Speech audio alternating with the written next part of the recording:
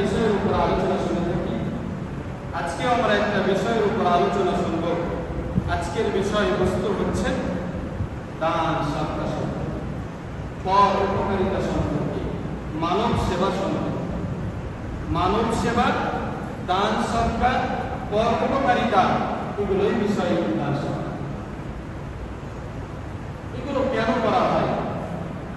এগুলো করার প্রধান একটা কারণ হলো নিজের জীবন থেকে প্রথম উপকারিতা, নিজের জীবন থেকে, নিজের হায়াতের জিন্দেগি থেকে বিপদ আপদকে, বালা মুসিবতকে দূর করে দেওয়া।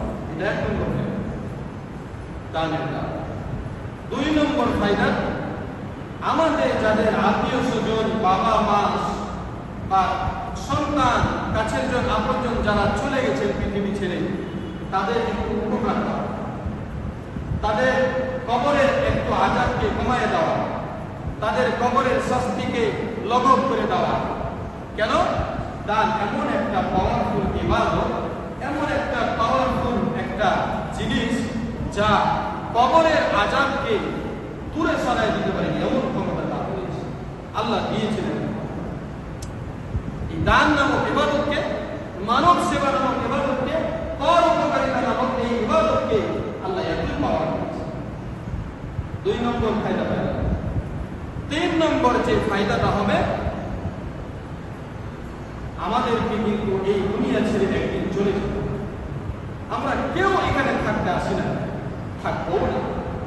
আমাদেরকে একদিন চলে যেতে হবে। মালাকুল মউত আমাদের কাছে চলে আসবে, আর সময় দিবে না, তখন আমাদেরকে চলে যেতে হবে। আমরা যাব কোথায়?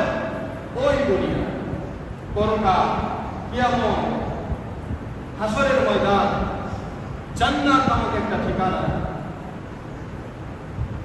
ওই দুনিয়াতে, ওই জগতে এই দান আমাকে আবার বাঁচাবে।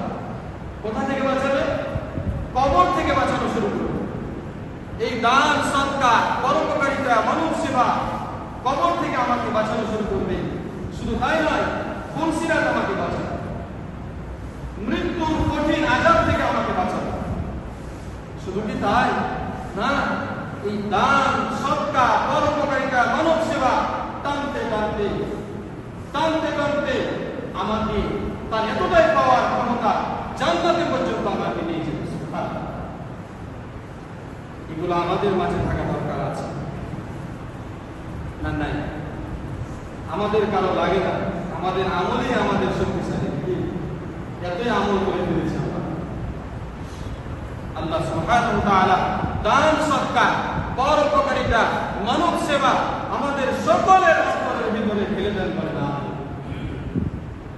এখন আসি কোরআন এবং হাদিস ভিত্তিক প্রমাণের আলোকে, কোরআন ও হাদিসের আলোকে আমরা এই দান সৎকা সম্পর্কে আলোচনা করি।